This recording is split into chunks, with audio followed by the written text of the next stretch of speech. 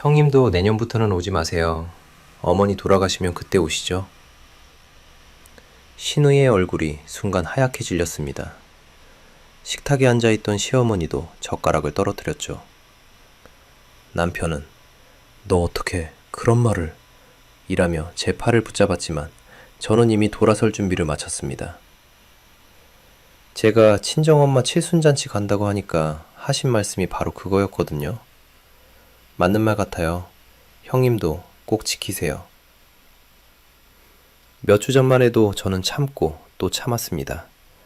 착한 며느리가 되려고 가족의 평화를 위해서라고 스스로를 달랬죠. 하지만 그날 밤 남편 카드에서 빠져나가는 자동이체 내역을 보는 순간 깨달았습니다. 이건 참는 게 아니라 당하는 거였다는 걸. 형님은 어머니 생신만 되면 며칠씩 지내시면서 저는 제 친정엄마 칠순도 챙기지 말라고 하시니까 처음에는 좀 이상하더라고요. 시누이가 버럭 소리를 질렀습니다. 네가 뭔데 나보고 나가라고 해. 여긴 우리 집이야. 하지만 저는 더 이상 흔들리지 않았어요.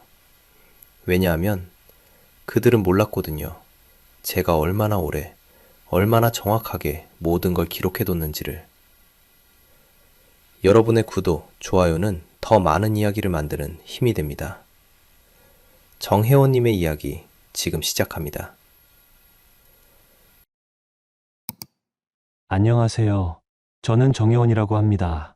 그때 일을 떠올리면 지금도 가슴이 답답해지는데요. 그래도 여러분께 들려드리고 싶어요. 어떻게 제가 10년 동안 참고 살았던 시댁에서 당당하게 나올 수 있었는지 말이에요. 2025년 초가을이었습니다. 친정어머니 칠순이 다가오고 있었는데 평생 처음으로 제대로 된 잔치를 해드리고 싶었거든요. 어머니는 저를 낳고 키우시느라 평생 고생만 하셨는데 칠순은 딱 한 번뿐이잖아요. 그날 저녁 저는 방에서 남편 도윤에게 조심스럽게 말을 꺼냈습니다. 여보, 우리 엄마 칠순이 다음 달인데 이번에는 조금 제대로 해드리고 싶어. 작은 음식점이라도 빌려서 친척들 불러서. 혜원아. 도윤이 제 말을 끊었어요. 지금 그런 얘기 꺼내면 엄마가. 시어머니께서 어떻게 들으셨는데 방으로 들어오시며 얘기하셨어요. 너는 출가의인도 모르나? 시집 온 여자가 친정을 더 챙기면 어떡해? 어머님, 그게 아니라 돌아가시면 그때가. 시어머니는 웃지도 않고 차갑게 그 한마디를 던지고는 다시 거실로 돌아가셨어요. 마치 날씨 얘기라도 하듯이 담담하게. 제가 얼마나 충격받았는지 아시겠어요? 돌아가시면 가라니. 제 친정어머니한테 그런 말을 하다니. 가슴이 뜨거워지면서 눈물이 핑 돌았지만 저는 꾹 참았습니다. 싸우면 안 된다고, 가족의 평화를 깨면 안 된다고 스스로를 달랬거든요. 죄송합니다, 어머님. 그렇게 고개를 숙이고 사과했어요. 제가 뭘 잘못했는지도 모르면서. 그날 밤에 친정어머니께 전화를 드렸습니다. 손이 떨려서 번호를 누르기도 어려웠어요. 엄마. 나야. 응. 혜원아. 칠순 얘기는 어떻게 됐어? 그게 미안해, 엄마. 이번에는 조용히 하는 게 좋을 것 같아. 전화기 너머로 어머니의 한숨이 들렸어요. 실망하신 게 느껴졌지만 뭐라고 하지는 않으셨어요. 그냥 알겠다. 괜찮다 고만 하시더라고요. 엄마, 정말 미안해. 딸이 못나서. 무슨 소리야. 내가 뭘 잘못했다고. 그냥. 상황이 어려우면 어쩔 수 없는 거지. 전화를 끊고 나서 이불을 뒤집어 쓰고 울었어요. 39살이 되도록 친정어머니 생일 한 번 제대로 못 챙겨드리는 딸이 되어버린 제 자신이 너무 미웠거든요. 그런데 그때였어요. 문득 제 본업이 떠오른 거예요. 저는 프랜차이즈 본사 회계팀 과장이거든요. 숫자로 말하고 기록으로 증명하는 일을 하는 사람이죠. 그날부터 저는 달라졌어요. 감정적으로 상처받고 혼자 울기보다는 냉정하게 기록하기 시작했습니다. 시댁에서 일어나는 모든 일들을, 카드 사용 내역을, 생활비 흐름을 말이에요. 혹시나 해서 가계부 앱을 켜고 지난 몇 달 동안의 지출 내역을 정리해봤어요. 그러다가 이상한 걸 발견했습니다. 도윤카드에서 매월 일정한 날짜에 자동이체가 빠져나가고 있었거든요. 금액도 만만치 않았어요. 이게 뭐지? 궁금해서 도윤에게 물어볼까 했지만 그러면 또 가정사에 왜 그렇게 예민하게 구냐는 소리를 들을 게 뻔했어요. 그래서 혼자 조용히 추적해보기로 했습니다. 회사에서 쌓은 경험이 도움이 됐어요. 거래 패턴을 보면 어디로 돈이 흘러가는지 대충 짐작할 수 있거든요. 그런데 볼수록 이상했어요. 이 자동이체들이 언제부터 시작됐는지 확인해 보니 제가 도윤과 결혼하고 이 집에 들어온 후부터였더라고요. 그날 밤 잠들기 전에 천장을 바라보며 생각했어요. 돌아가시면 가라고 했던 시어머니의 차가운 목소리가 계속 귓가에 맴돌았거든요. 하지만 이상하게 슬프기보다는 오히려 머리가 맑아지는 기분이었어요. 10년 동안 감정적으로만 대응하다가 처음으로 냉정해질 수 있는 계기를 얻은 것 같았거든요. 창밖으로 가을비가 내리고 있었는데 빗소리를 들으며 다짐했어요. 이제는 울면서 참지 않겠다고, 기록하고, 확인하고, 정확하게 대응하겠다고. 그때는 몰랐어요. 그 작은 다짐이 앞으로 벌어질 모든 일의 시작이 될 줄은. 시어머니 생일이 2주 정도 남았을 때였어요. 그날 오후 현관문이 열리는 소리와 함께 신우이 배지선이 큰 캐리어를 끌고 들어왔습니다. 어머니, 왔어요. 지선은 언제나 그랬듯이 큰 목소리로 인사하며 거실로 들어왔어요. 손에는 과일 한 봉지를 들고 있었는데 마치 큰 선물이라도 가져온 것처럼 의기양양했죠. 어머, 지선이 왔네. 갑자기 웬일이야? 제가 인사하자 지선은 씩 웃으며 대답했어요. 엄마 생일 준비 좀 같이 하자고 왔지. 혼자 하기 힘들잖아. 혜원이가. 시어머니가 환하게 웃으며 일어섰어요. 아이고, 우리 딸. 고생하겠다. 어서 와서 앉아. 그 순간 저는 뭔가 이상함을 느꼈어요. 지선이 잠깐만 온다고 할 때는 보통 며칠씩 눌러 앉거든요. 그런데 이번에는 캐리어가 평소보다 훨씬 컸어요. 형님, 며칠 계세요? 아, 그냥 잠깐. 생일 끝나고 바로 갈 거야. 하지만 지선의 행동은 잠깐이라는 말과는 거리가 멀었어요. 제가 저녁 준비를 하는 동안 지선은 냉장고 문을 열고 이것저것 꺼내며 혼잣말을 했거든요. 어머, 우유도 없네. 계란도 몇 개 안 남았고. 혜원이, 장 봐야겠는데? 네. 어제 장 봤는데요? 이걸로 어떻게 생일상을 차려? 내가 리스트 적어줄게. 그렇게 말하더니 진짜로 종이에 뭔가를 적기 시작했어요. 우유, 계란, 소고기, 생선, 과일. 적고 보니 거의 일주일치 장보기 목록이었죠. 그날 저녁 식사 때 시어머니가 말했어요. 혜원아, 형님 왔으니까 며느리가 더 신경 써야지. 집안일도 그렇고. 네, 어머님. 지선이는 멀리서 와서 고생하는 건데 불편하게 하면 안 돼. 도윤도 거들었어요. 그러게. 누나가 힘들다고 하니까 혜원이가 좀 도와줘. 저는 속으로 웃음이 나왔어요. 지선이 언제 힘들다고 했나 싶어서. 오히려 지선은 소파에 편하게 앉아서 TV를 보고 있었는데 말이에요. 그날 밤 지선은 제 옷장을 열어보더니 어머, 이거 예쁘다며 제 원피스 몇 벌을 꺼내 자기 쪽으로 옮겼어요. 형님, 그건 제가. 어머, 잠깐만 입어볼 거야. 사이즈가 맞나 해서. 그렇게 말하고는 정말로 제 옷을 입고 나가버렸어요. 어디 가는지 묻지도 않고요. 다음날 아침 더 기가 막힌 일이 벌어져요. 제가 아침 준비를 하고 있는데 지선이 부엌으로 들어와서 냉장고를 뒤지기 시작했거든요. 혜원아, 이거 언제 산 거야? 하면서 제가 어제 산 햄을 꺼내 들었어요. 어제 샀는데요. 어머, 색깔이 이상한데? 이거 상한 거 아니야? 분명히 멀쩡한 햄이었는데 지선은 쓰레기통에 버려버렸어요. 그리고 계속 이런 식으로 이것저것 버렸죠. 이것도 별로. 이것도 오래된 것 같아 라면서요. 결국 냉장고가 반 정도 비워졌어요. 그러고는 지선이 말했어요. 혜원아, 장 다시 봐야겠다. 이걸로는 생일상 못 차려. 제가 어이가 없어서 어제 장 본 걸로 충분한데요. 라고 하자 시어머니가 끼어들었어요. 며느리가 너무 따져. 형님이 생일 도와주겠다는데 고마워해야지. 도윤까지 저를 쳐다보며 말했어요. 혜원아, 누나 말이 맞아. 생일은 한 번뿐인데 너무 아끼지 마. 그 순간 정말 화가 났어요. 제가 아끼는 게 아니라 지선이 멀쩡한 음식들을 버리고 있는 건데 왜 제가 따진다고 하는 건지. 하지만 여기서 감정적으로 반응하면 또 며느리가 예민하다는 소리를 들을 게 뻔했어요. 그래서 조용히 마트에 다녀왔어요. 지선이 적어준 리스트대로 장을 보니까 평소보다 2배는 더 나왔죠. 카드를 긁으면서 속으로 중얼거렸어요. 이것도 기록해둬야지. 그날 밤 도윤이 화장실에 간 사이에 제가 몰래 도윤 휴대폰을 확인해 봤어요. 카드 사용 알림 메시지를 보려고요. 그런데 깜짝 놀랄 일이 벌어졌어요. 오늘 새로 생긴 자동이체가 있었거든요. 금액이 만만치 않았어요. 50만 원이었죠. 뭔지 확인해 보려고 자세히 보니까 이체 받는 계좌 이름이 배지선이었어요. 순간 머리가 하얗게 됐어요. 지선이 집에 온 바로 그날 도윤카드에서 지선한테 돈이 이체됐다고? 더 놀라운 건 이게 처음이 아니라는 거였어요. 지선 이름으로 된 자동이체가 지난 몇 달 동안 계속 있었거든요. 매월 일정한 날짜에 일정한 금액이. 제 손이 떨리기 시작했어요. 이게 뭔지 정확히 알아봐야겠다는 생각이 들었거든요. 휴대폰으로 사진을 찍어뒀어요. 증거로 남겨두려고요. 그리고 제 노트에 날짜와 금액을 적어뒀죠. 도윤이 화장실에서 나오자 저는 아무 일 없었다는 듯이 이불을 덮고 누워 있었어요. 하지만 잠은 전혀 오지 않았어요.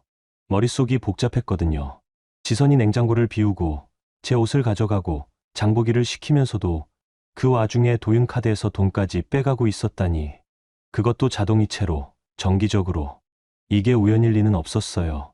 지선이 잠깐 올 때마다 이런 식으로 돈이 이체되고 있었다면 이건 계획적인 거잖아요. 새벽까지 뜬 눈으로 지새우면서 생각했어요. 10년 동안 저는 감정적으로만 대응해왔는데 이제는 정말 바뀌어야겠다고. 제가 회계 일을 하면서 배운 게 하나 있어요. 숫자는 거짓말을 하지 않는다는 거. 사람은 말로는 얼마든지 둘러댈 수 있지만 거래 내역은 정확하게 증거가 남거든요. 창밖이 밝아오면서 제 마음도 차분해졌어요. 이제 울면서 참는 대신 정확하게 파악해보겠다고 다짐했죠. 그들이 제게 참아라, 이해해라, 가족이잖아라고 말할 때 저도 할 말이 있을 거예요. 바로 이 증거들로요. 생일이 열흘 정도 남았을 때부터 이상한 전화들이 오기 시작했어요. 처음에는 시어머니 교회 집사님이셨죠. 혜원 집사님, 안녕하세요. 어머님께서 요즘 많이 속상해 하신다던데. 네. 무슨 일로요? 친정을 더 챙긴다고 며느리가 서운하게 한다고 하시더라고요. 집사님이 어머님 마음을 좀 헤아려드리면 어떨까 해서. 그 순간 정말 어이가 없었어요. 제가 친정엄마 칠순 한번 챙겨드리겠다고 했던 게 벌써 교회까지 소문이 난 거예요. 그것도 완전히 왜곡되어서요. 집사님, 그게 아니라. 물론 혜원 집사님 입장도 이해해요. 하지만 시어머님이 우선이잖아요. 성경에도 나와 있듯이. 더 들을 수 없어서 전화를 끊었어요. 하지만 이게 끝이 아니었죠. 다음 날에는 동네 부녀회장님이 전화를 주셨어요. 혜원 씨, 명자 언니가 많이 상심하고 있어. 며느리가 친정만 챙긴다고. 회장님, 저는 그런 얘기를 한 적이. 나도 며느리 입장 이해해. 하지만 시어머님 체면도 있는 거잖아. 동네에서 소문나면 어떡해. 이런 식으로 하루에 서너 통씩 전화가 왔어요. 모두 시어머니 편에서 제가 잘못하고 있다는 식으로 말이에요. 더 기가 막힌 건 친척 단톡방이었어요. 지선이 단톡방에 올린 메시지를 보고 정말 눈이 뜨겁더라고요. 우리 엄마 생일인데 며느리가 친정 엄마 칠순을 더 중요하게 생각한다고 해서 서운해하세요. 유유 며느리가 좀 까칠하게 나오니까 엄마가 많이 속상해 하시네요. 그 메시지 아래로 친척들 댓글이 주르륵 달렸어요. 에고, 명자 언니 속 터지겠다. 요즘 며느리들이 그래. 친정만 챙기고. 혜원이가 워낙 고집이 세서. 저는 그 단톡방에 들어가 있었는데 아무 말도 할 수 없었어요. 뭘 말해도 변명으로 들릴 게 뻔했거든요. 그런데 이게 끝이 아니었어요. 회사에까지 영향이 미쳤거든요. 그날 오후 부장님이 저를 따로 부르셨어요. 혜원 씨, 혹시 요즘 개인적으로 무슨 일 있어? 아니요. 왜요? 감사팀에서 익명 제보가 들어왔다고 해서. 회계팀 누군가가 개인 사정으로 업무에 집중 못하고 있다는. 순간 머리가 하얗게 됐어요. 누가 이런 제보를 했을까요? 제가 회사에서 개인 사정으로 업무에 소홀했던 적이 있나 싶어서 기억을 더듬어 봤는데 전혀 그런 일이 없었거든요. 부장님, 저는 정말. 나는 혜원 씨 믿어. 그동안 워낙 성실했으니까. 그런데 감사팀에서는 일단 확인해야 한다고 하더라. 혹시 모르니까 요즘 더 조심해. 집에 돌아가는 길에 정말 화가 났어요. 친정엄마 칠순 한번 챙겨드리겠다고 했던 게 이렇게까지 번질 일인가 싶어서요. 그날 저녁 도윤이 저를 불렀어요. 혜원아, 이리 와봐. 거실에 앉자 도윤이 진지한 표정으로 말했어요. 엄마가 많이 속상해 하신다. 뭐가요? 친정 엄마 칠순 얘기 말이야. 엄마 체면이 말이 아니래. 여보, 저는 그냥, 알아, 알아. 내 마음도 이해해. 하지만 엄마 입장에서는 며느리가 친정을 더 챙기는 것 같아서 서운한 거야. 도윤이 제 손을 잡으며 말했어요. 한 번만 엄마한테 사과해 줄래? 그럼 이 일이 조용히 넘어갈 거야. 사과요? 제가 뭘 잘못했다고요? 잘못했다는 게 아니라 엄마 마음을 헤아리지 못했다고. 그 정도만 해줘. 그 순간 정말 기가 막혔어요. 제가 친정엄마 생일을 챙기고 싶다고 한 게 무슨 큰 잘못이라고 사과까지 해야 한다는 거예요? 여보, 저는 사과할 게 없어요. 혜원아, 제발 한 번만. 가족이 이렇게 틀어져서 누가 좋겠어? 도윤이 애원하듯 말했지만 저는 고개를 저었어요. 이번만은 물러설 수 없을 것 같았거든요. 그날 밤 지선이 제 방으로 들어왔어요. 혜원아, 진짜 엄마한테 사과 안 할 거야? 형님도 왜 그러세요? 제가 뭘. 야, 너 진짜 눈치 없다. 엄마가 얼마나 화났는지 몰라? 지선이 팔짱을 끼며 말했어요. 너 때문에 엄마가 교회에서도 창피당하고 동네에서도 소문나고 이게 다 내 잘못이야. 형님, 그건 너무하신 거 아니에요? 뭐가 너무해? 사실이잖아. 너 때문에 우리 가족이 이렇게 된 거 맞잖아. 그렇게 말하고는 지선이 나가버렸어요. 혼자 남겨진 제 마음은 정말 복잡했어요. 하지만 그 순간 문득 깨달은 게 있었어요. 이들이 저에게 원하는 건 사과가 아니라는 거. 완전한 굴복이었어요. 앞으로도 계속 말 잘 듣는 며느리로 살라는 메시지였죠. 그날 밤부터 저는 전략을 바꿨어요. 감정적으로 대응하는 대신 차분하게 사실들을 정리하기 시작했거든요. 우선 지선의 자동이체 내역을 더 자세히 조사해봤어요. 그리고 시어머니의 적금 계좌도 확인해봤죠. 남편 명의로 된 계좌들과 카드 사용 내역도 요청했고요. 며칠 동안 자료를 모으고 분석하다 보니 놀라운 패턴이 보이기 시작했어요. 제가 이 집에 시집 온 이후로 도윤카드와 계좌에서 매월 일정한 금액이 지선과 시어머니한테 흘러가고 있었던 거예요. 그것도 자동이체로, 정기적으로. 이건 단순히 가끔 용돈을 주는 수준이 아니었어요. 체계적이고 지속적인 돈의 이동이었죠. 그때 제 머리가 정말 맑아졌어요. 이들이 저를 공격하는 이유가 단순히 친정엄마 칠순 때문이 아니라는 걸 깨달았거든요. 제가 문제를 제기하기 시작하면 이런 돈의 흐름이 드러날 수도 있으니까 미리 저를 눌러놓으려는 거였어요. 그날 밤 천장을 바라보며 생각했어요. 이제는 말로 싸우지 말자고, 증거로 말하자고. 그들이 효도와 가족이라는 이름으로 포장하고 있지만 실제로는 체계적인 착취가 이루어지고 있다는 걸 정확히 보여주자고. 10년 동안 감정적으로만 대응했던 제가 이번에는 회계사답게 숫자로 말할 때가 온 거예요. 생일 5일 전 밤이었어요. 시어머니가 거실에 저를 불렀습니다. 혜원아, 이리 와서 앉아. 뭔가 심상치 않은 분위기였어요. 도윤과 지선도 소파에 앉아 있었고 시어머니는 평소보다 더 엄한 표정이었거든요. 내가 며칠 동안 생각해봤는데 시어머니가 천천히 입을 열었어요. 이 집에는 이 집 규칙이 있어. 네, 어머님. 그런데 요즘 며느리가 그 규칙을 흔들고 있어. 친정을 더 챙긴다는 건 결국 시댁을 우습게 보는 거야. 제가 입을 열려는데 시어머니가 손을 들어 말을 막았어요. 아직 끝나지 않았어. 앞으로 이런 일이 없도록 확실히 정리하고 가자. 그리고는 도윤을 쳐다봤어요. 도윤아, 가게는 내가 관리해. 혜원이 카드랑 통장 내일부터 내가 맡아서 써. 순간 머리가 하얗게 됐어요. 제 카드와 통장을 회수하겠다는 얘기였거든요. 어머님, 그건 너무 뭐가? 내 집에서 내 규칙대로 하는 게 당연하지. 도윤이 망설이며 말했어요. 엄마, 그건 좀. 도윤아, 내가 가장이지. 가장이 가게를 책임지는 게 맞는 거야. 며느리가 돈을 함부로 쓰면서 친정만 챙기고 있으니까 이런 일이 생기는 거지. 지선도 거들었어요.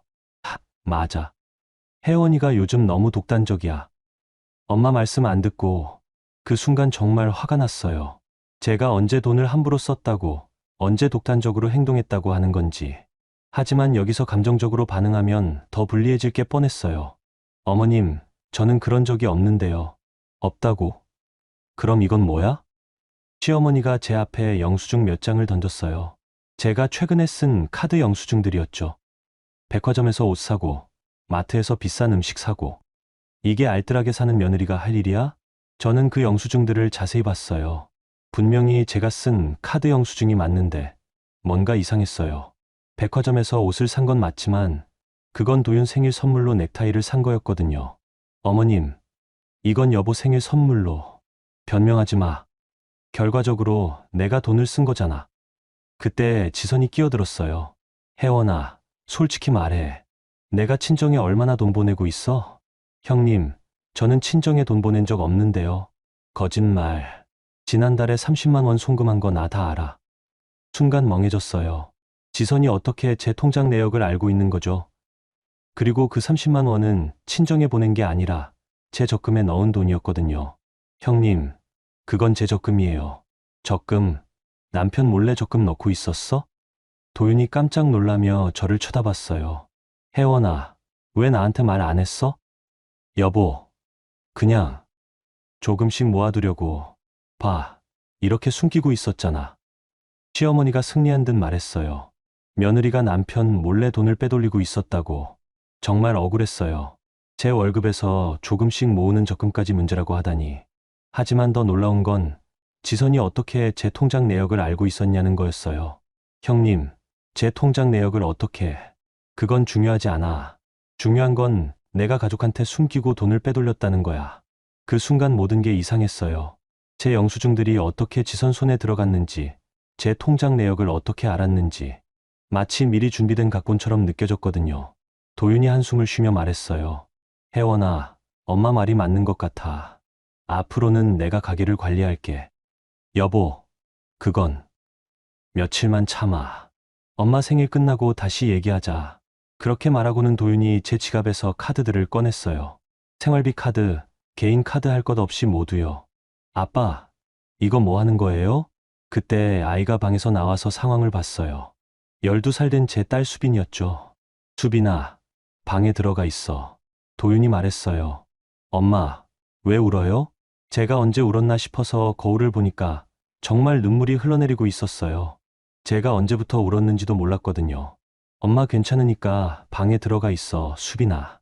아이는 무서워하며 방으로 들어갔어요. 그 모습을 보니까 정말 마음이 찢어지는 것 같았어요. 시어머니가 일어서며 말했어요. 혜원아, 내 방은 안쪽 작은 방이야. 큰 방은 지선이가 써야 하니까. 네. 며느리 주제에 큰 방 쓰고 있었던 게 이상했어. 원래 며느리는 작은 방 쓰는 거야. 그렇게 말하고는 시어머니가 방으로 들어가 버렸어요. 지선도 피곤하다며 들어갔고 거실에는 저와 도윤만 남았어요. 여보, 혜원아, 미안해. 하지만 지금은 어쩔 수 없어. 며칠만 참아줘. 그렇게 말하고는 도윤도 방으로 들어가 버렸어요. 혼자 남겨진 거실에서 저는 정말 처참한 기분이었어요. 카드도 없고 큰 방에서도 쫓겨나고 아이 앞에서 굴욕당하고. 그날 밤 작은 방에 누워서 정말 많은 생각을 했어요. 10년 동안 이 집에 살면서 이런 취급을 받은 건 처음이었거든요. 하지만 이상하게 절망보다는 오히려 분노가 올라왔어요. 그리고 확신이 들었어요. 이제는 정말 이 집을 나가야겠다고. 그 순간 제 휴대폰이 울렸어요. 회사 후배 가람이가 보낸 메시지였어요. 선배님, 부탁하신 거래 패턴 분석 끝났어요. 내일 오전에 말씀드릴게요. 그제야 기억났어요. 며칠 전에 가람에게 부탁했던 일 말이에요. 도윤 카드 거래 내역을 분석해달라고 했던 거. 갑자기 마음이 차분해졌어요. 감정적으로 무너질 시간이 아니었어요. 이제는 정말로 모든 걸 정리할 시간이었거든요. 새벽까지 잠들지 못하고 천장을 바라보며 다짐했어요. 내일부터는 정말 다르게 살겠다고. 더 이상 참고 견디는 며느리가 아니라 제 권리를 찾는 사람이 되겠다고. 그들이 제게서 빼앗아간 것들을 이제는 정확히 계산해서 돌려받을 거라고. 여러분, 정말 답답하고 화가 나는 상황이죠? 혜원 씨가 아무것도 잘못한 게 없는데 친정어머니 생일을 챙기고 싶다고 했을 뿐인데 이렇게까지 몰아붙이다니. 하지만 혜원 씨는 이제 감정적으로 대응하지 않고 차분하게 증거를 모으기 시작했어요. 과연 혜원 씨가 어떻게 이 상황을 뒤집을 수 있을까요? 그럼 여러분, 다음 이야기도 계속 들어봐 주세요. 다음날 아침 일찍 집을 나섰어요. 시댁 식구들이 깨기 전에 슬그머니 나가서 우선 회사 후배 가람이를 만났거든요. 선배님, 진짜 심각한데요? 가람이가 노트북 화면을 보여주며 말했어요. 화면에는 지난 2년간의 도윤카드 거래 내역이 그래프로 정리되어 있었죠. 이 빨간색 선이 배지선 씨한테 가는 자동이체고 파란색 선이 오명자 씨 계좌로 가는 돈이에요. 그래프를 보니까 정말 놀라웠어요. 매월 얼마나 규칙적으로 돈이 나가고 있는지가 한눈에 보이더라고요. 이거 보세요, 선배님. 지선 씨는 매월 50만 원씩 자동이체 받고 있고 어머님 쪽으로는 적금이랑 각종 이체로 월 평균 80만 원 정도 나가고 있어요. 130만 원씩 매월? 네. 거의 2년 동안 지속되었으니까 계산해보면 3천만 원이 넘어요. 정말 어이가 없었어요. 도윤 월급이 400만 원 정도인데 그 중에서 3분의 1이 지선과 시어머니한테 가고 있었던 거예요. 더 심각한 건 이거예요. 가람이가 다른 화면을 보여줬어요. 지선 씨한테 가는 돈이 전부 다른 곳으로 결제되고 있어요. 대부분 기존 빚 갚는 거나 대출 이자 같은 거예요. 그럼 지선이가 도윤 오빠 카드로 자기 빚을 갚고 있었다는 얘기네요? 맞아요. 그리고 어머님 쪽으로 가는 돈도 단순히 용돈이 아니라 어머님 명의 적금이나 보험료 같은 거예요. 제 머리가 정리되기 시작했어요.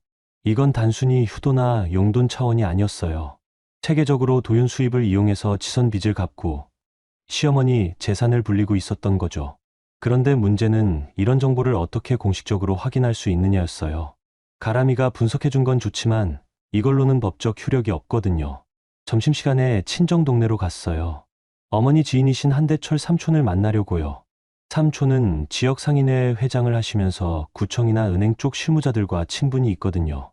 삼촌, 부탁 좀 드려도 될까요? 그래, 혜원아. 무슨 일인데? 상황을 설명하니까 삼촌이 한숨을 쉬셨어요. 아이고, 그런 일이 있었구나. 영희 어머니 친정엄마 마음이 얼마나 상하셨겠어. 제가 이런 부탁 드리기가 정말 죄송한데 혹시 은행이나 구청 쪽으로 공식적인 거래, 내역 조회를 할 수 있는 방법이 있을까요? 삼촌이 잠시 생각하더니 말씀하셨어요. 법적 근거가 있어야 가능한데. 하지만 만약에 가정 내 경제적 착취 의혹이 있다면 가정법원을 통해서 조회 신청을 할 수는 있지. 그런 방법이 있어요? 그래. 하지만 확실한 증거가 있어야 해. 나중에 법무법인 한 곳 소개해 줄게. 거기서 정확한 절차를 알려줄 거야. 삼촌이 휴대폰을 꺼내 어디론가 전화를 거셨어요. 여보세요. 김 변호사님? 나야, 한대철. 혹시 오늘 시간 되면 상담 한 건 부탁하고 싶은데. 그렇게 해서 오후에 법무법인을 방문할 수 있었어요. 김 변호사님은 50대 중반의 차분한 분이셨는데 제 상황을 듣더니 고개를 끄덕이셨어요. 충분히 문제가 될 수 있는 상황이네요. 배우자 동의 없이 장기간에 걸쳐 가계 수입을 다른 목적으로 사용한 것은 가정 내 경제적 착취로 볼 수 있어요. 그럼 정말 법적인 문제가 되는 건가요? 네. 특히 자동이체로 정기적으로 돈이 이체되었다면 이는 명백히 의도적인 행위로 봐야 해요. 그리고 이런 경우 재산분할이나 이혼 소송에서 유리한 증거가 될 수 있습니다. 변호사님이 서류를 정리하며 말씀하셨어요. 우선 은행에서 정식으로 거래 내역 확인서를 발급받아야 해요. 그리고 구청에서 가족관계증명서와 주민등록등본도 필요하고요. 그런데 상대방이 동의를 안 하면 어떻게 해요? 법원에 증거보전 신청을 할 수 있어요. 경제적 착취 의혹이 있다고 신청하면 법원에서 은행에 거래 내역 제출을 명령할 수 있거든요. 정말 희망이 보이기 시작했어요. 감정적으로 싸우는 게 아니라 법적 절차를 통해서 정확하게 해결할 수 있는 방법이 있었던 거예요. 변호사님, 그럼 제가 지금 당장 뭘 해야 할까요? 우선 증거를 더 확실하게 모으세요. 자동이체 내역, 카드 사용 내역, 그리고 가능하다면 상대방들이 이런 돈의 흐름을 인정하는 대화나 메시지를 녹음하거나 캡처해 두세요. 알겠습니다. 그리고 만약 이혼을 고려하고 계시다면 재산분할 청구도 함께 준비해야 해요. 지금까지 빠져나간 돈에 대한 반환 청구도 가능하거든요. 법무법인에서 나오는 길에 정말 마음이 가벼워졌어요. 2년 동안 답답했던 상황이 드디어 해결책을 찾은 기분이었거든요. 그날 저녁 집에 돌아갔는데 시댁 식구들은 제가 어디 갔었는지 묻지도 않더라고요. 아마 제가 풀이 죽어서 어디 구석에서 울고 있을 거라고 생각했나 봐요. 작은 방에 들어가서 제가 지금까지 모은 모든 자료를 정리했어요. 가람이가 분석해준 거래, 패턴, 제가 캡처해둔 자동이체 내역들, 그리고 오늘 변호사님께 받은 조언들까지. 그리고 계획을 세웠어요. 내일부터 본격적으로 증거를 모으기 시작할 거예요. 감정적으로 대응하는 게 아니라 철저하게 사실과 증거로 무장해서 시어머니가 돌아가시면 가라고 했을 때는 정말 상처받았는데 이제 생각해보니 그게 오히려 제게 용기를 준 것 같아요. 더 이상 참고 견디지 않고 당당하게 제 권리를 찾겠다는 용기를요. 그날 밤 처음으로 편안하게 잠들 수 있었어요. 내일부터 시작될 일들이 두렵지 않았거든요. 오히려 기대되었어요. 10년 만에 처음으로 제가 주도권을 잡을 수 있는 싸움이 시작되는 거니까요. 시어머니 생일 당일이었어요. 아침부터 저는 평소와 똑같이 상을 차리기 시작했습니다. 아무것도 달라진 게 없는 것처럼 행동했거든요. 혜원아, 고생한다. 시어머니가 흡족한 표정으로 말씀하셨어요. 역시 며느리는 이래야지. 지선도 거실에서 TV를 보며 말했어요. 혜원아, 미역국은 진한 걸로 끓였지. 엄마가 진한 거 좋아하시거든. 네, 형님. 제가 차분하게 대답하니까 지선이 만족한 듯 웃었어요. 어제까지 저를 혼내고 카드까지 빼앗은 상황이 잊혀진 것처럼요. 도윤도 넥타이를 매며 말했어요. 혜원아, 어제는 미안했어. 다 엄마 생일 때문이었으니까 이해해줘. 네, 여보. 모든 준비가 끝나고 오후 6시쯤 상을 차렸어요. 시어머니가 좋아하시는 갈비찜, 전복죽, 잡채까지. 평소보다 더 정성스럽게 준비했죠. 어머니, 상 다 차렸어요. 고마워. 혜원아, 우리 며느리가 역시 최고야. 탁에 둘러앉았어요. 시어머니, 지선, 도윤, 그리고 저. 수빈이는 친구 집에서 저녁을 먹고 올 예정이었거든요. 자, 그럼 건배하자. 도윤이 잔을 들었어요. 엄마 67번째 생일 축하드려요. 고마워. 도윤아. 시어머니가 환하게 웃으시며 수저를 드셨어요. 지선도 엄마 생신 축하해요 라며 반찬을 떠드렸죠. 그 순간이었어요. 제가 조용히 입을 열었거든요. 어머님. 응. 혜원아. 지난번에 어머니께서 제 친정어머니 칠순에 대해 하신 말씀 기억하세요? 갑자기 식탁 분위기가 조금 어색해졌어요. 시어머니가 젓가락을 멈추며 말했어요. 무슨 얘기야? 돌아가시면 가라고 하셨잖아요. 시어머니의 얼굴이 굳어졌어요. 도윤이 급히 끼어들었어요. 혜원아, 오늘은 엄마 생일인데 그런 얘기 왜? 아니요, 여보. 꼭 해야 할 말이에요. 제가 지선을 똑바로 쳐다봤어요. 형님도 마찬가지예요. 엄마 생일이라며 며칠 눌러앉으면서 제 냉장고 비우고 제 옷 가져가고 심지어 여보 카드로 형님 빚까지 갚으셨잖아요. 뭐라고? 지선이 벌떡 일어섰어요. 너 지금 뭔 소리 하는 거야? 사실을 말하는 거예요. 제가 휴대폰을 꺼내서 지난 몇 주 동안 캡처해둔 자동이체 내역을 보여줬어요. 이거 보세요. 매월 50만 원씩 거의 2년 동안 형님한테 자동이체 되고 있어요. 그리고 이 돈은 전부 형님 기존 빚 갚는 데 쓰였고요. 내가 어떻게 내 계좌 내역을. 지선의 얼굴이 하얗게 질렸어요. 공식적인 절차를 통해서 확인했어요. 그리고 어머님도 마찬가지예요. 제가 시어머니를 쳐다봤어요. 여보 카드로 어머님 적금 넣고 보험료 내고 각종 이체하는 것까지 포함하면 월 평균 80만 원씩 나가고 있어요. 이것도 거의 2년 동안요. 시어머니가 버럭 소리를 질렀어요. 이게 뭐 어때서 아들이 어머니 효도하는 게 잘못이야? 효도요? 제가 차분하게 말했어요. 제 동의 없이 제가 모르게 가게 수입의 3분의 1을 빼가면서 하는 효도요? 뭐라고? 내 동의? 너 지금 완전히 미쳤구나. 그때 지선이 끼어들었어요. 혜원아, 너 정말 인성이 바닥이다. 엄마 생일날 이런 소리를 하다니. 인성이요? 저는 웃음이 나왔어요. 정말 어이없는 웃음이었죠. 그럼 형님한테도 똑같은 말씀 드릴게요. 제가 일어서서 지선을 똑바로 쳐다봤어요. 나가세요. 뭐라고? 어머니께서 제 친정어머니한테 하신 말씀 그대로 돌려드릴게요. 너희 엄마 돌아가시면 그때 오시죠. 순간 식탁이 얼어붙었어요. 지선의 입이 반쯤 벌어졌고 시어머니는 젓가락을 떨어뜨렸어요. 여보야. 그런 말을.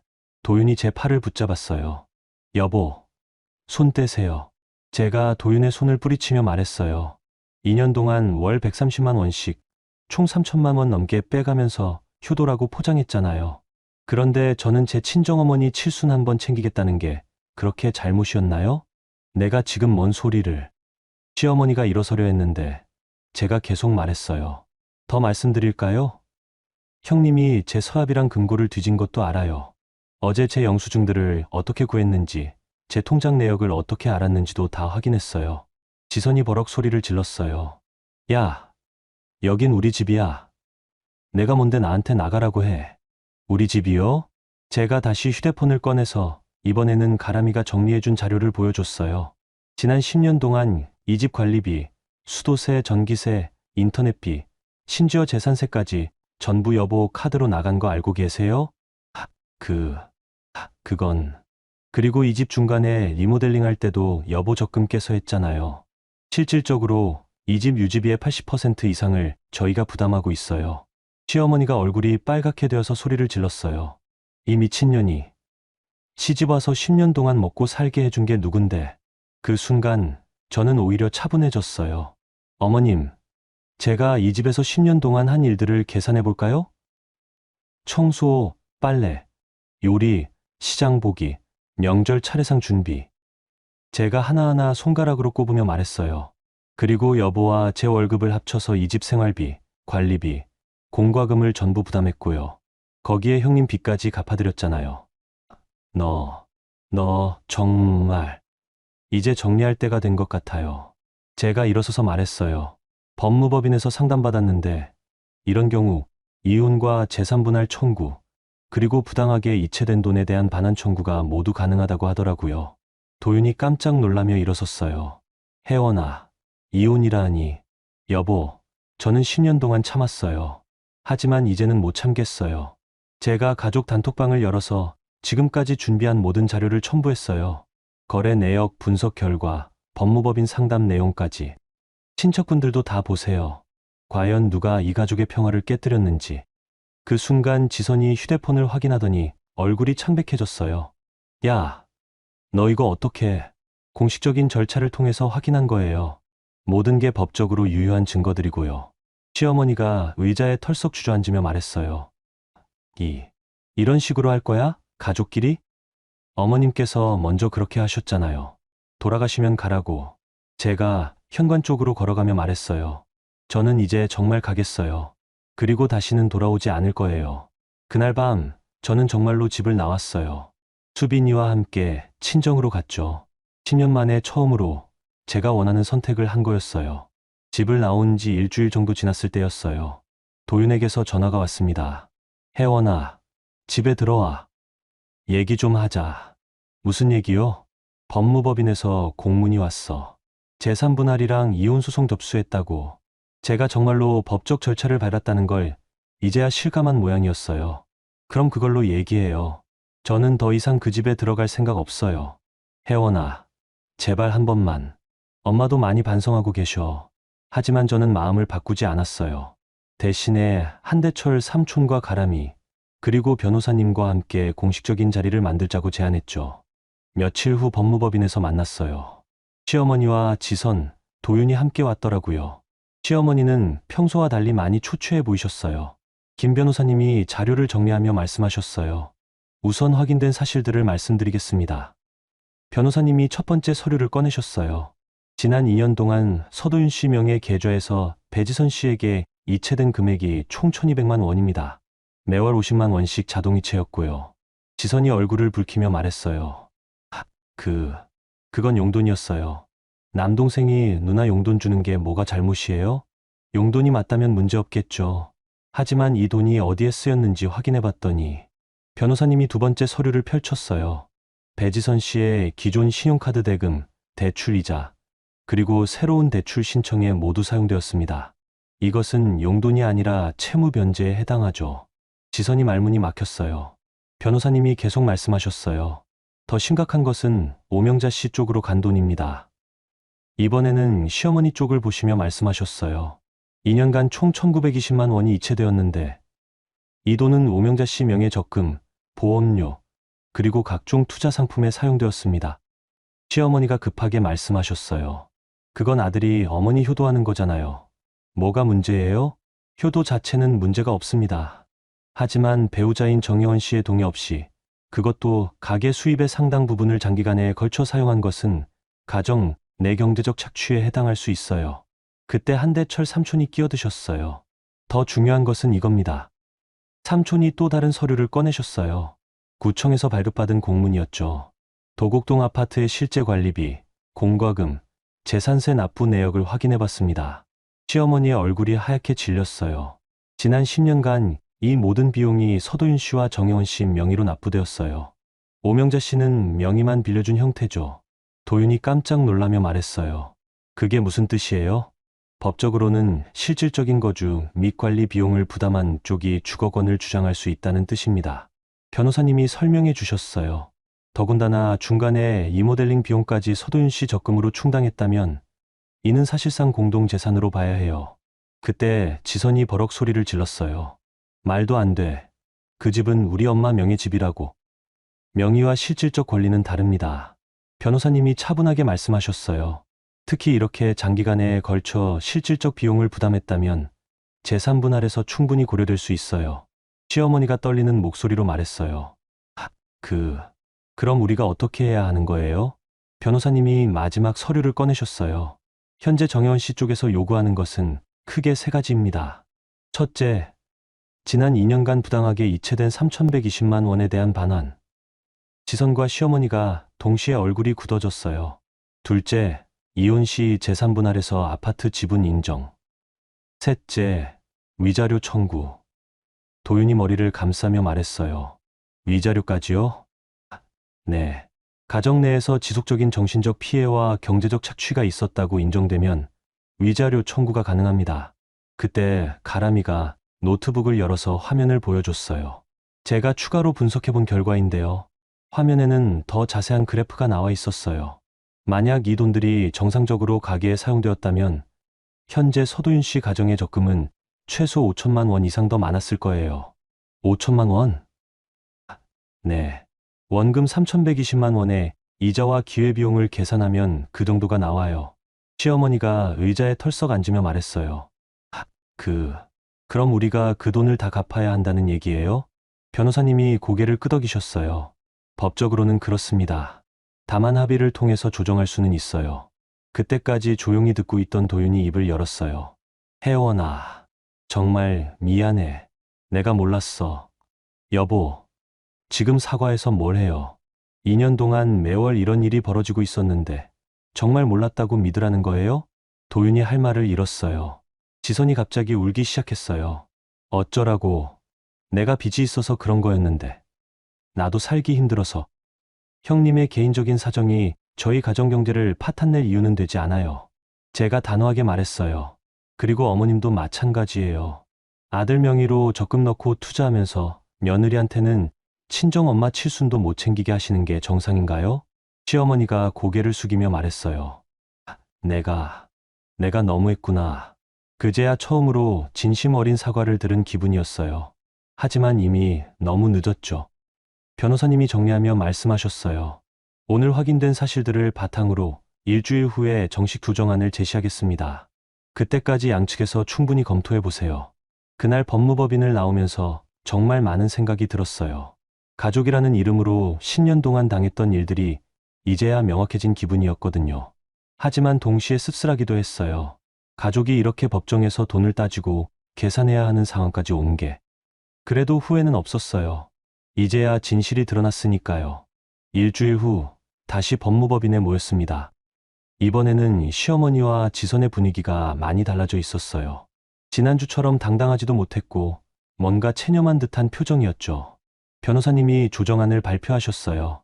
양측의 상황을 고려해서 다음과 같이 제안하겠습니다. 첫째, 부당 이체 금액 3,120만 원 중에서 2천만 원을 즉시 반환하고 나머지는 분할 상환. 지선이 한숨을 쉬며 말했어요. 2천만 원을 당장 어디서 구해요? 그건 오명자 씨와 배지선 씨가 해결하셔야 할 문제입니다. 오명자 씨 명예 적금 해지하시거나. 시어머니가 떨리는 목소리로 말했어요. 그럼 내가 노후 자금이. 어머님, 그 노후 자금이 원래 제 돈이었잖아요. 제가 차분하게 말했어요. 더 이상 감정적으로 대응하지 않았거든요. 변호사님이 계속 설명하셨어요. 둘째, 도곡동 아파트에 대해서는 정혜원 씨가 실질적 기여분에 해당하는 30% 지분을 인정받습니다. 30%요? 도윤이 놀라며 말했어요. 네. 1.년간의 관리비, 공과금, 리모델링 비용을 모두 계산한 결과입니다. 한대철 삼촌이 끼어들어 설명해 주셨어요. 이는 구청과 은행에서 확인한 공식 기록을 바탕으로 한 겁니다. 충분히 합리적인 수준이에요. 시어머니가 고개를 떨구며 말했어요. 그럼 내가 이 집에서 계속 살 수 있는 거예요? 물론입니다. 다만 정혜원 씨 지분에 대한 월 임대료를 지불하시거나 나중에 아파트를 처분할 때 해당 지분만큼 정산하시면 됩니다. 셋째는 위자료입니다. 변호사님이 마지막 두 건을 말씀하셨어요. 정신적 피해에 대한 위자료로 500만 원. 그리고 마지막으로 양육권은 정혜원 씨가 가져가되 서도윤 씨는 월 150만 원의 양육비를 지급합니다. 도윤이 고개를 끄덕이며 말했어요. 양육비는 당연히 제가 내야죠. 그때 지선이 갑자기 털썩 무릎을 꿇었어요. 혜원아, 정말 미안해. 내가 너무 심했어. 처음으로 진심 어린 사과였어요. 내가 빚 때문에 머리가 돌았나 봐. 내가 얼마나 힘들었을지 정말 몰랐어. 시어머니도 고개를 숙이며 말씀하셨어요. 혜원아, 내가 정말 잘못했다. 10년 동안 고생시켰구나. 돌아가시면 가라고 했던 말. 평생 후회할 거야. 정말 미안해. 그 순간 제 마음이 복잡해졌어요. 분명히 분노와 원망이 있었지만 동시에 이들도 나름대로의 사정이 있었다는 생각이 들었거든요. 하지만 이미 늦었어요. 어머님, 형님, 사과는 고맙지만 저희 관계는 여기서 정리하는 게 좋을 것 같아요. 혜원아, 도윤이 애절하게 말했어요.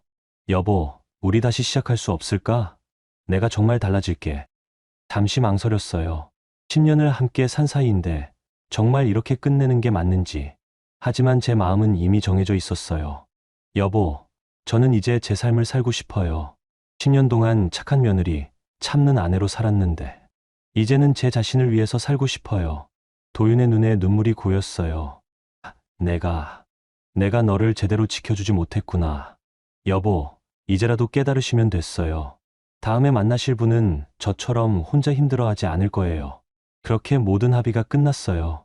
그날부터 정말 빠르게 정리됐어요. 시어머니와 지선이 적금을 해지해서 2천만 원을 입금했고 나머지 1,120만 원은 월 100만 원씩 분할 상환하기로 했죠. 이혼 절차도 일사천리로 진행됐어요. 도윤이 모든 조건에 동의하면서 협의이혼으로 처리됐거든요. 한 달 후 저는 수빈이와 함께 새 집으로 이사했어요. 작지만 우리만의 공간이었죠. 엄마, 여기가 우리 집이에요? 그래, 수빈아. 이제 우리만의 집이야. 아빠는 언제 와요? 아빠는 다른 집에서 살 거야. 하지만 수빈이 보고 싶을 때는 언제든지 만날 수 있어. 수빈이가 조금 슬픈 표정을 지었지만 금세 새집 구경에 정신이 팔렸어요. 그날 저녁 오랜만에 친정어머니를 모시고 외식을 했어요. 엄마, 정말 고생 많았다. 친정어머니가 제 손을 잡으며 말씀하셨어요. 이제야 제대로 된 딸 노릇할 수 있을 것 같아요. 무슨 소리야. 내가 언제 딸 노릇을 못했다고. 그래도 이제는 다를 거예요. 엄마 칠순도 제대로 해드릴 수 있고. 친정어머니가 환하게 웃으셨어요. 칠순은 이미 지났잖아. 그럼 70일 생일, 아니면 72 생일이라도. 둘이서 웃으면서 밥을 먹는데 정말 오랜만에 마음이 편안했어요. 그 후 6개월이 지났어요. 저는 새로운 회사로 이직해서 더 좋은 조건으로 일하게 됐고 수빈이도 새 학교에 잘 적응했어요. 어느 날 길에서 우연히 도윤을 만났어요. 혜원아, 안녕. 여보. 아니, 도윤 씨. 안녕하세요. 요즘 어떻게 지내? 잘 지내고 있어요. 도윤 씨도 잘 지내시는 것 같고. 응. 그런데 혜원아. 네. 정말 고마워. 내가 그때 그렇게 안 했다면 나는 평생 모르고 살았을 거야. 무슨 말이에요? 엄마랑 누나가 뭘 했는지, 내가 얼마나 무책임했는지, 덕분에 이제라도 제대로 된 사람이 될 수 있을 것 같아. 그 말을 듣고 나니까 마음이 한결 편해졌어요. 이듬해 친정어머니 생일날이었어요. 작년에 못했던 칠순잔치를 늦게나마 제대로 해드렸거든요. 엄마, 축하해요. 제가 지킬게요. 친정어머니 손을 꼭 잡고 말했어요. 이제는 정말로 제가 엄마를 지킬게요. 그 순간 정말 뿌듯했어요. 드디어 제가 하고 싶었던 말을 할 수 있게 된 거니까요. 10년 전에 시집갈 때는 몰랐어요. 가족이 된다는 게 이렇게 어려운 일인지. 하지만 이제는 알아요. 진짜 가족은 서로를 존중하고 배려하고 지켜주는 사람들이라는 걸. 그리고 그런 관계가 아니라면 용기 있게 떠나는 것도 사항이라는 걸. 여러분, 오늘 이야기 어떠셨어요? 처음에는 정말 답답하고 화가 나는 상황이었죠. 친정어머니 칠순잔치 한번 하고 싶다고 했을 뿐인데 돌아가시면 가 라는 차가운 말을 듣는 혜원 씨를 보면서 많이 속상하셨을 거예요. 하지만 혜원 씨가 보여준 모습이 참 인상적이었어요. 감정적으로 대응하거나 참고 견디는 대신에 회계사답게 차분하게 사실을 정리하고 증거를 모으는 모습 말이에요. 때로는 우리도 감정보다는 냉정한 판단이 필요한 순간들이 있는 것 같아요. 가족이라는 이름으로 포장된 착취, 효도라는 명목으로 이루어진 불공정한 관계. 이런 것들은 결코 진정한 가족의 모습이 아니잖아요. 진짜 가족은 서로를 존중하고 배려하고 함께 성장해가는 관계여야 하는 거니까요. 혜원 씨가 마지막에 친정어머니 손을 잡고 이제는 제가 지킬게요 라고 말할 때 정말 뭉클했어요. 10년 만에 처음으로 자신이 하고 싶었던 말을 할 수 있게 된 거잖아요. 살다 보면 우리도 때로는 어려운 선택을 해야 할 때가 있어요. 참고 견디는 것이 미덕이라고 배워왔지만 때로는 용기 있게 떠나는 것이 더 큰 사랑일 수도 있거든요. 자신을 위해서도 진정한 관계를 위해서도요. 혜원 씨의 이야기가 여러분께도 작은 용기와 지혜가 되었으면 좋겠어요. 어떤 상황에서든 자신의 존엄성을 지키면서 동시에 현명하게 대처할 수 있는 힘 말이에요. 구독과 좋아요 부탁드립니다. 여러분의 관심이 더 많은 이야기를 만드는 힘이 되거든요. 감사합니다.